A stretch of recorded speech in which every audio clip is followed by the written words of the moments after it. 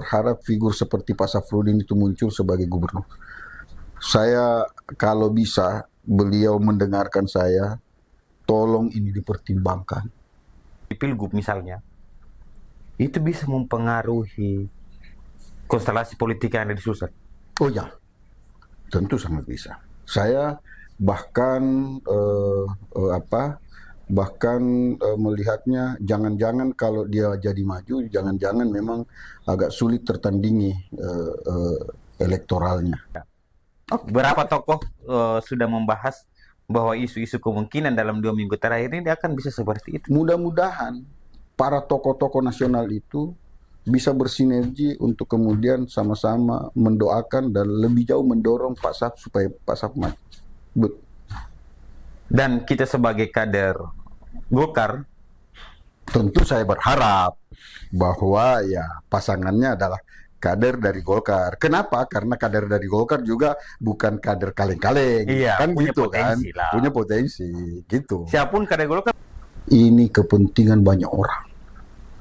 Minta tolong itu kepentingan pribadi untuk mau tenang di akhir-akhir karir ini, di usia-usia seperti ini, kita wakafkan untuk kepentingan publik Sulsel.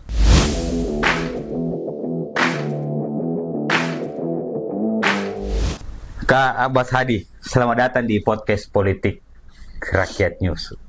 Waalaikumsalam warahmatullahi wabarakatuh. Bagaimana kabarnya, Kak? Alhamdulillah, baik. Kita Sehat. muncul lagi di publik lagi nih karena saya anggap bahwa gagasan senior kita ini soal politik mesti ditumpahkan kepada masyarakat tentang edukasi politik di Sulsel misalnya. Apa ya sebetulnya ya itu kenapa saya selalu berpikir ada hal-hal baru di dalam politik karena orientasi kita, pikiran kita harus kesejahteraan rakyat. Iya. Pikiran kita harus kemajuan daerah. Pikiran kita harus keunggulan negara. Sehingga semua elemen, semua bagian dari kehidupan politik dan pemerintahan harus didrive sedemikian rupa untuk bisa menuju dan bersinergi mengarah pada pencapaian kesejahteraan, ketentraman, dan kepuasan dari stakeholder pemerintahan dan politik itu. Iya. Kira-kira Berarti gitulah. politik ini kan juga salah satu jalan bagaimana mencapai kesejahteraan masyarakat. Harus, iya, itu sudah pasti, tidak bisa dihindarkan. Orang bersitegang di politik, orang bersitegang atau dalam rivalitas mencapai ekspektasi struktural di pemerintahan, itu karena persoalan keinginan untuk berkontribusi dan memberikan sumbangsi dalam proses pencapaian kesejahteraan masyarakat dan kemajuan daerah. Sehingga memang ya selalu arena politik ini kita buka seluas-luasnya kepada siapapun yang punya kapasitas, yang punya kemampuan, dan yang paling pokok punya orientasi dan keinginan untuk memperbaiki, untuk meningkatkan kesejahteraan masyarakat, untuk memperbaiki kehidupan masyarakat, kehidupan ekonomi maupun kehidupan. Berarti momentum pilkada ini misalnya adalah salah satu jalan bagaimana bisa menghadirkan pemimpin, kemudian masyarakat memilih untuk mencapai satu tujuan, bagaimana kesejahteraan masyarakat. Harus. Tahapan pilkada ini atau momentum pilkada ini harus.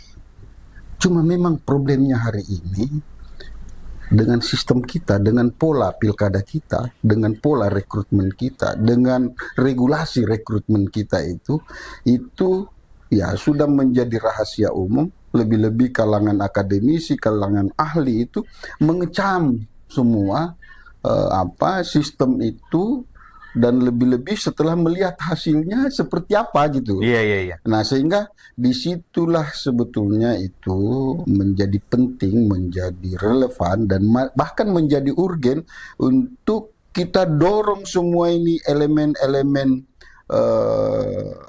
elemen-elemen intelektual negara kita ini untuk mencari formula, solusi atau pola atau sistem pemilihan yang pertama tadi itu bisa mengurangi money politik. Iya, iya. Karena money politik itu yang membuat itu cost politik dan ya katakanlah cost dan money politik itu menjadi sangat tinggi, yang kemudian ya return of cost-nya itu akan dicari ketika dia menduduki jabatan itu. Terjadilah perilaku koruptif. Oh, berarti money politik ini salah satu jalan untuk dikembalikan berapa uang keluar itu pasti dicari untuk Yalah, itulah kan orang ini mau berkarya, orang ini mau berbakti, orang mau memberikan sumbangsi, tapi kan masa saya harus rugi? Betul, betul, betul. Ya kan gitu. Nah, kita mesti harus mencari pola di mana bisa meminimalkan biaya dalam sebuah pertarungan politik bagi seorang politisi yang bertarung, sehingga ketika dia mencapai atau dia terpilih, dia menduduki dan melaksanakan tugas-tugas strukturalnya, dia tidak berpikir koruptif, dia tidak berpikir distortif. Dia fokus betul-betul mendorong upaya-upaya atau program-program yang bisa meningkatkan kesejahteraan masyarakat. Satu. Yang kedua, tidak boleh dalam prinsip demokrasi, tidak boleh kita abaikan kesempatan atau hak untuk atau dalam bahasa hukumnya kedaulatan publik untuk memilih pemimpinnya. Sehingga ya saya kira seperti hari ini tetap kita dorong pemilihan yang sifatnya serentak boleh, tapi jangan sampai kemudian pemilihan itu membuat seperti hari ini kita saksikan ya, maharnya sangat tinggi. Iya, iya. Lalu kemudian proses mendapatkan partai untuk menjadi pintu dalam tanda kutip itu masuk bertarung juga sangat sulit, sehingga karena energi banyak terbuang di situ, akhirnya implikasinya ketika sudah terpilih pemimpin. Nah itu kalau menurut saya, ini semua komponen bangsa yang punya kualifikasi akademik yang bagus, mari kita bersinergi untuk kemudian merumuskan itu gagasan-gagasan baru dalam bentuk pola dan sistem pemilihan yang minim biaya, minim gesekan horizontal, lalu kemudian tetap mengedepankan prinsip demokrasi dalam arti kedaulatan tetap ada di tangan publik pemilih, lalu kemudian hasilnya adalah pemimpin yang punya kualitas yang mumpuni, yang bisa kita percaya untuk membawa negara dan daerah ini pada tingkat kesejahteraan yang lebih bagus. Artinya bahwa kita lihat realitas sekarang politik ya, mahar partai itu yang ngeri-ngeri sedap lah. Ada yang sampai puluhan miliar misalnya satu mengusung, kemudian banyak juga orang-orang yang tidak mampu memenuhi mahar itu. Menurut Anda bahwa dengan hadirnya mahar partai yang tinggi ini, yang di luar dari logika sebenarnya, apakah sangat merusak demokrasi? Oh ya, saya bukan ngeri-ngeri sedap, ngeri banget itu. Iya. Ngeri banget itu. Ya, karena itu kalau menurut saya itu harus kalau perlu dihilangkan lah itu. Nah, itu bisa hilang kalau sistemnya kita buat bagus. Saya sebenarnya punya konsep sistem itu. Tapi nanti insya Allah sekali waktu nanti akan saya perkenalkan kepada publik sistem itu. Saya punya sistem itu. Yang pertama itu minim biaya. Iya. Bahkan saya berpikir kalau gagasan-gagasan ideal ini bisa diakomodir oleh semua elit politik, bahkan saya berpikirnya jangan-jangan nanti akan hilang itu money politik dengan sistem yang coba saya tawarkan nanti akan saya buka. Yang kedua, dia minim gesekan sosial, gesekan horizontal. Kita tidak mau pemilihan ini menyisakan kalau istilah orang Sulsel itu baku bombe di antara publik atau Iya, iya. masyarakat. Ada keluarga yang akhirnya sudah retak hubungan silaturahminya dengan keluarganya sendiri karena persoalan beda pilihan dan seterusnya. Itu kita hilangkan. Yang kedua, kita ingin bahwa pemimpin yang dihasilkan dalam proses pemilihan ini atau proses rekrutmen ini adalah figur-figur yang memang punya kapabilitas, bukan hanya karena punya uang. Iya, iya, iya. Bahkan sekarang ini kan sangat fenomenal, sangat realitas menyodorkan banyak bukti kepada kita bahwa banyak figur-figur yang kapabilitasnya sangat tidak memadai, tapi karena punya Uang. pembiayaan yang memungkinkan dia menarik dukungan dari masyarakat, maka terpilihlah dia. Apa yang kita harap dari figur-figur seperti itu? Tetapi efek dari itu kan membahayakan juga ya. Nah makanya, karena membahayakan itu makanya kita harus stop. Cara menyetopnya ya, kita harus sodorkan itu sistem yang lebih baru yang menghilangkan itu. Iya, iya. Saya sebetulnya berharap dari para ahli ini, mau ahli administrasi, ahli politik, ahli hukum ini bersinergilah kalian semua untuk merumuskan gagasan-gagasan original, gagasan-gagasan baru yang bisa nanti melahirkan sebuah sistem pemilihan yang memungkinkan ini. Iya. Kira-kira gitulah.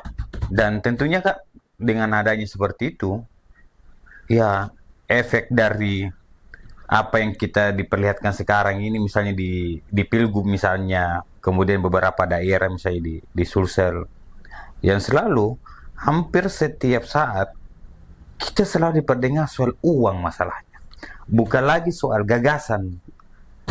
Kira-kira apa gagasan Anda untuk bagaimana di setiap pertarungan Pilgub itu harusnya berbicara soal gagasan, bukan hanya kita punya uang 50 miliar, kita punya uang 100 miliar. Bagus ini. Saya kira saya ramu saja itu dalam bentuk apa ya?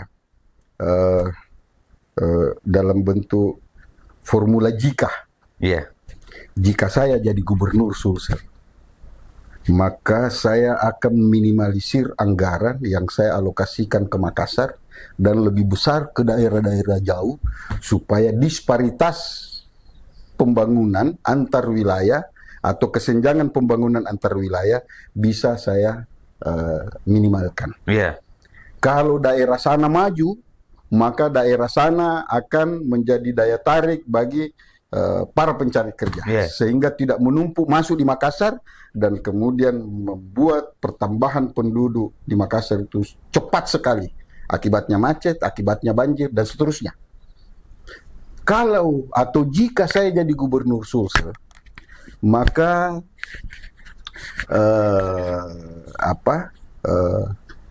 saya akan membuat beberapa OPD atau organisasi perangkat daerah itu menjadi sangat minim struktur, tapi kaya fungsi. Nah, salah satu di antaranya yang saya mau bilang adalah saya ingin supaya dinas kesehatan itu tidak lagi ngurusi orang sakit. Dia ngurusi orang sehat supaya jangan sakit. Nah, implikasi dari kebijakan ini kalau saya menjadi gubernur, maka semua program-program yang dilaksanakan oleh Dinas Kesehatan Provinsi itu adalah program-program yang sifatnya itu preventif atau pencegahan. Iya, iya. Dan promotif atau penyuluhan atau edukatif lah, sehingga orang diedukasi, dinas kesehatan mengedukasi masyarakat sehingga masyarakat itu hidup dengan pola yang sehat. Berarti bukan hanya bahwa setiap kita hanya mengobati, bukan ada pencegahannya. Itu implikasinya akan membebani anggaran yang sangat besar kalau orientasinya kuratif, rehabilitatif, Iya, iya. mengobati. Nah, karena itu harus preventif, harus mencegah. Kalau dia mencegah, ini dinas kesehatan mencegah terus, ini yakinlah bahwa alokasi anggaran pada sektor kesehatan itu pelan-pelan akan turun dan lebih sehat. Iya, iya, iya. Derajat kesehatan itu bisa meningkat, derajat kesehatan masyarakat. Nah, pertanyaannya kemudian, kalau begitu siapa yang ngurus orang sakit? Kalau dinas kesehatan ngurus orang sehat, dinas yang ngurus orang sakit itu ya tentu rumah sakit. Iya. Pada tingkat kabupaten, dinas kesehatan ngurus orang sehat, rumah sakit ngurus orang sakit. Pada tingkat kecamatan, puskesmas ngurus orang sakit. Kalau yang ngurus orang sehat, perpanjangan tangannya dinas kesehatan yang ada di kecamatan, kita buatkan namanya UPT, Unit Pelaksana Teknis Dinas. Iya, iya, iya. Nah, inilah yang akan bicara soal preventive disease atau pencegahan penyakit yang andai ini mantap ini kita punya orientasi program seperti ini kemarin, tidak kelabahkan kita menghadapi COVID kemarin. Ya. Karena para epidemiolog kita, ahli-ahli epidemiologi kita atau ahli-ahli pencegahan penyakit kita itu sudah bekerja maksimal dan menuangkan program-program yang memang mencegah penyakit. Dan tentunya itu ada di kebijakan di politik ya Kak. Iya, iya. Bagaimana memilih seorang pemimpin, Iya, iya, kemudian bagaimana mengelola pemerintahnya dengan baik. Iya. Tetapi kan sekarang kita lihat kan di Pilgub ini, Pilgub Sulsel, kita lihat banyak tokoh-tokoh misalnya dari 11 nama yang apa ya, yang mulai dari bulan 5 tahun lalu jalan, kemudian sudah terfilter, kemudian tibalah hari ini di jalan 2 minggu pendaftaran. Menurut kita, bagaimana kacamata kita melihat konstelasi Pilgub di Sulsel ini? Saya sebetulnya ya lebih sebetulnya berharap bahwa kalau saya harus menyebut nama, kalau orang-orang seperti siapa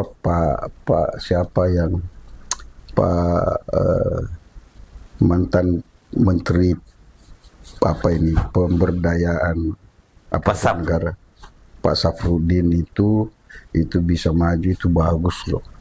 Kenapa? Karena beliau adalah orang-orang yang atau figur yang sudah kaya sekali dengan pengalaman-pengalaman di pemerintahan. Dia pernah menjadi Menpan RB, reformasi birokrasi. Dia paham betul itu birokrasi. Yang kedua, orangnya cool. Orangnya tidak ini kan kita butuh pemimpin-pemimpin yang bisa bisa merangkul merangkul, bisa ramah gitu kan, bisa bukan penampilan fisiknya yang ramah kelihatan, tapi memang orangnya. Yang kedua, beliau ini kan kalau kita lihat pengalaman jabatan dan track recordnya di kepolisian, semua jabatan-jabatan pejabat utama pada semua tingkatan institusi kepolisian, kepemimpinan kepolisian itu sudah pernah dia jabat.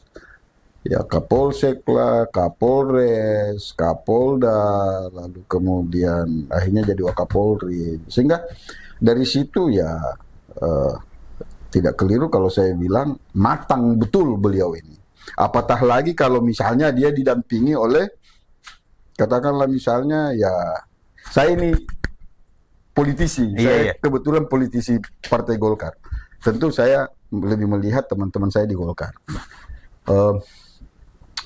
Kita punya kader misalnya itu Ibu Indah, Bupati Luwu Utara. Kurang apa kalau kita mau bicara pengalaman kepemerintahan. Betul. Ya. Kita punya kader muda juga semua itu Bupati Goa, Pak Nan Purita, Ihsan misalnya. Itu kurang apa beliau ya. Beliau ini betul-betul itu menata karirnya dari bawah.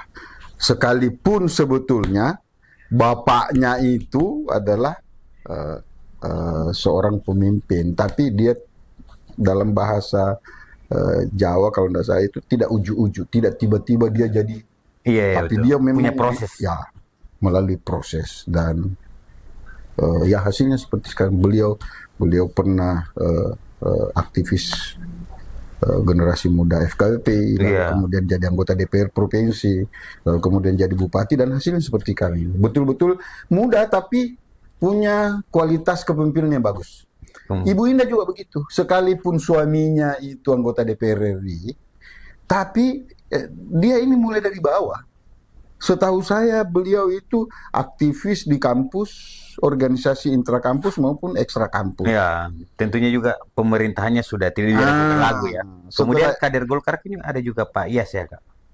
ya Pak Iyas juga punya kualifikasi seperti itu. Artinya kader Golkar di Sulsel ini adalah kader yang punya kualifikasi standar lah. Lebih dari standar lah kalau saya. Kalau lebih dari standar lah, di atas standar lah kalau kader. Nah, ini yang disebut-sebut ini dua orang ini Pak siapa Pak Adnan, Safruddin. Pak Adnan, kemudian Ibu Indah, ya ditambah lagi tadi Pak Iyas itu mendampingi Pak Safi, itu good, bagus lah. Ini sinergi dua figur yang saling melengkapi. Kalau menurut saya ya, satu senior, matang secara emosional, matang secara kultural, kemudian satu yang masih muda, energik, ini bisa lari kencang, ini bisa mengarahkan terus, mengingatkan terus. Bagus sinergi. Artinya bahwa kapasitas misalnya Pasaf muncul di Pilgub misalnya, itu bisa mempengaruhi konstelasi politik yang ada di Sulsel. Oh ya, tentu sangat bisa. Saya bahkan melihatnya jangan-jangan kalau dia jadi maju, jangan-jangan memang agak sulit tertandingi elektoralnya, keterpilihannya. Kenapa? Karena Pak Safi ini seperti yang saya bilang tadi, publik ini tahu, publik Sulsel ini tahu bagaimana track recordnya beliau. Publik ini sudah menyaksikan bagaimana beliau menjadi Kapolri. Meskipun bukan di sini jadi Kapolda, tapi publik ini juga tahu bagaimana beliau pernah menjadi Kapolda. Lalu publik ini juga tahu bagaimana dia menjadi menjadi Menteri Menpan RB, reformasi birokrasi. Lalu hari ini publik tahu bahwa bagaimana beliau ini menjadi Wakil Ketua Umum Dewan Masjid seluruh Indonesia. Nah, dari elemen-elemen ini atau jejaring-jejaring ini yang membuat saya optimis bahwa kalau dia maju itu buat saya sih mungkin dia figur yang agak sulit terbendung keterpilihannya. Iya. Nah, makanya menarik sebetulnya. Masih ada seperti yang kita bilang. Dalam 2 minggu ini kan bisa jadi terjadi kan? Bisa. Banyak yang terjadi di dalam 2 minggu ini, apalagi kalau kita dengar ada perubahan di isu-isu di Golkar, misalnya pergantian, kemudian ada Pasaf yang kemungkinan yang beredar isu kemarin PKS dengan Gerindra atau misalnya PKS dengan Golkar, itu kan ada semua Kak. Tetapi apakah andaikan Pasaf maju di Pilgub itu tidak terlambat untuk memulai lagi pertarungan di Pilgub? Tidak ada terlambat kali. Ini kan persoalan, kalau saya ya, tidak ada terlambat kali. Ini persoalan ini, para elit ini persoalan duduk sekian kali duduk pertemuan dan kemudian sepakat ya dorong. Dan saya sebagai warga Sulawesi Selatan, itu sungguh sangat berharap itu muncul pemimpin-pemimpin. Ya katakanlah kalau secara vulgar saya harus menjelaskan, saya berharap figur seperti Pak Safruddin itu muncul sebagai gubernur. Saya kalau bisa, beliau mendengarkan saya, tolong ini dipertimbangkan. Ini kepentingan banyak orang. Minta tolong itu kepentingan pribadi untuk mau tenang di akhir-akhir karir ini, di usia-usia seperti ini. Kita wakafkan untuk kepentingan publik Sulsel. Itu yakin saya akan menjadi amal dan sadaqatun jariyah nanti kelak ketika kita sudah tidak ada semua di dunia. Jadi beliau itu dengan pengalaman kepemimpinannya, saya sangat bermohon andai kata bisa kepada beliau, sisihkanlah sebagian hidupnya untuk menjadi gubernur di sini, untuk bisa memandu daerah ini menjadi sebuah daerah yang baldatun thayyibatun wa rabbun ghafur. Ya, karena Pak Saf juga kan saya dengar akhir ini dia lebih fokus di Dewan Masjid untuk umat lah dia. Dia kan akhir ini kita lihat perkembangan perjalanan-perjalanan saat ini memang dia lebih fokus untuk bagaimana pengabdian untuk umat. Dia di PMI, dia di Dewan Masjid, semua untuk masyarakat, semua untuk. Nah, kalau beliau ditambah lagi porsi kewenangan eksekutorialnya di pemerintahan, akan lebih bagus. Hari ini kewenangan eksekutorialnya itu hanya pada Dewan Masjid, Iya. ngurusi rumah ibadah, Iya. dan di PMI ngurusi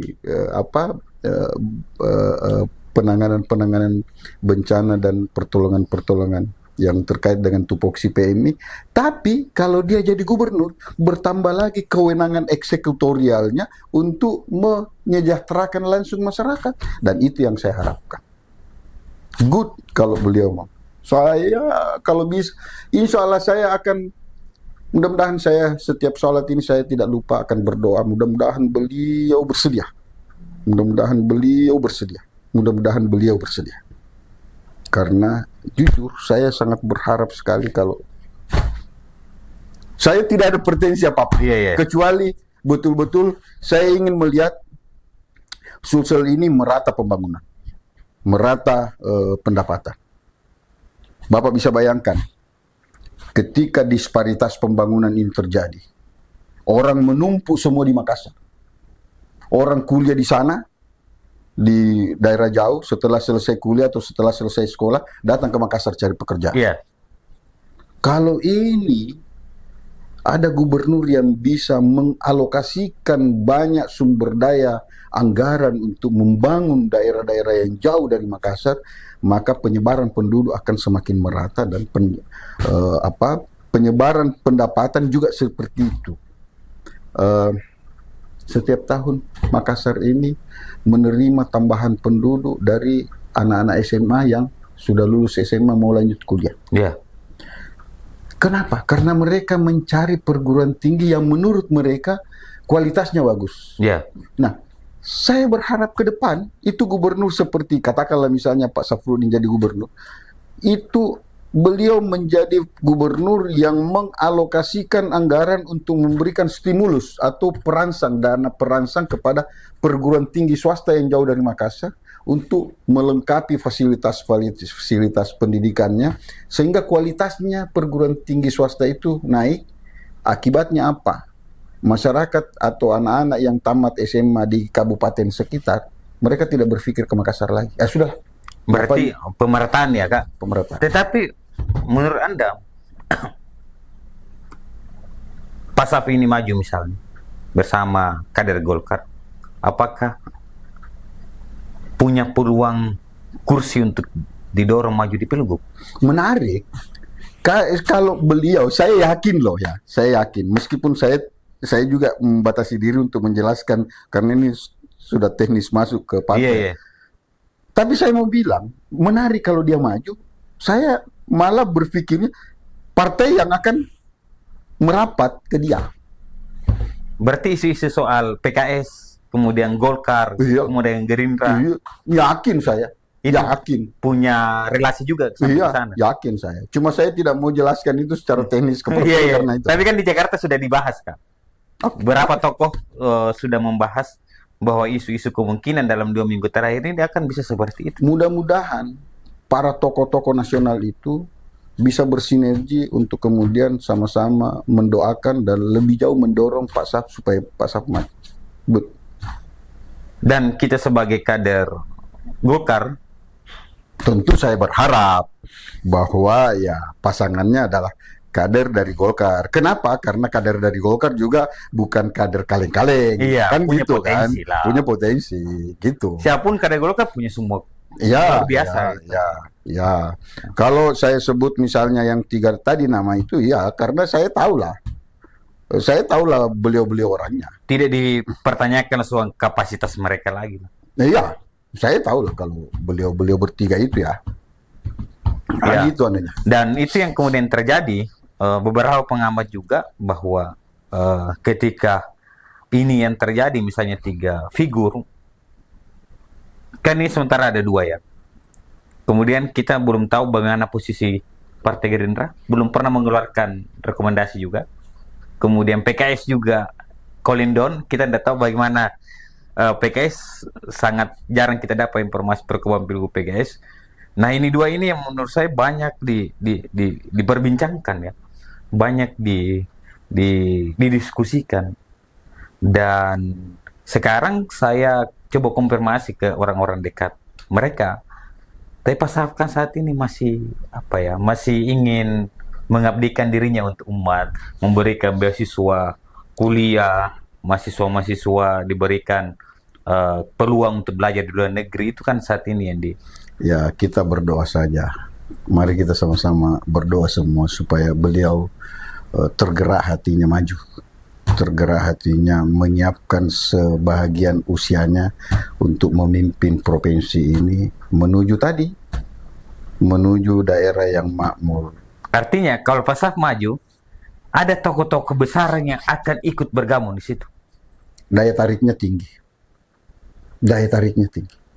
Dan kalau Pak Saf itu, saya mau bilang daya tarik lintas partainya tinggi.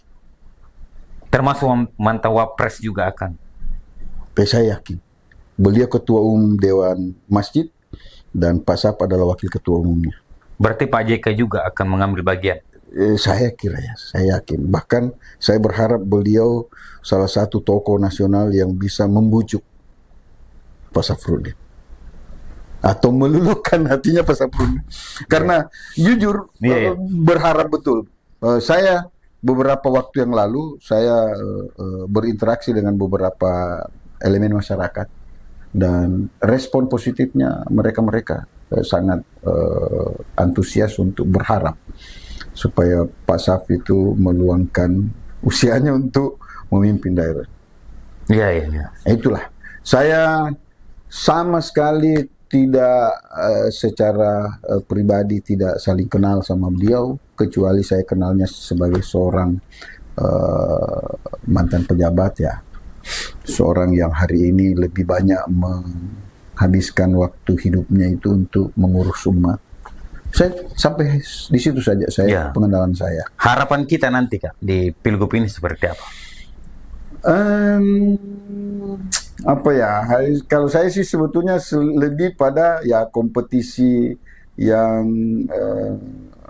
elegan, kompetisi yang sportif ya. Kompetisi yang bisa membawa efek ekonomi yang bagus. Itu dia penting. Efek ekonomi yang saya maksud itu adalah ketika dia sudah terpilih, dia bisa mendorong ini pengembangan ekonomi. Bukan berarti bahwa ketika dia bertarung, dia membagi-bagikan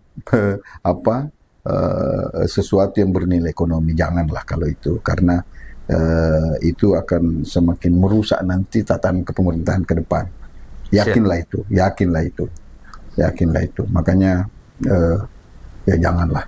Saya selalu bilang begini, bagi para tokoh-tokoh ini, kalau memang tidak bisa kuasa kita, ya sudahlah, kita leluasa saja. Iya. Jika tak bisa kuasa, ya kita leluasa. Yang penting leluasa. Iya, tetapi kan ini bukan terakhir ya Kak. Ya. Ini masih banyak event-event, termasuk yang tadi itu kan bagaimana sistem pemilu, kemudian bagaimana pemerintahannya. Tentunya ini tidak cukup hanya satu segmen saja soal politik. Anytime saya. Kita bahas lagi soal bagaimana pilkada, sistem pilkada, kemudian mana pemerintahan, dan tentunya kami juga punya ruang Kak. Kami akan memberikan ruang seluas-luasnya bicara soal bagaimana edukasi politik, pemerintahan dan pilkada.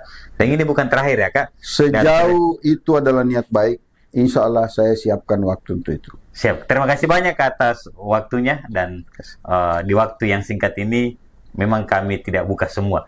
Sedikit dulu kita buka. Oke. Ya. Baik. Terima kasih banyak sahabat Rakyat News. Assalamualaikum warahmatullahi wabarakatuh. Assalamualaikum.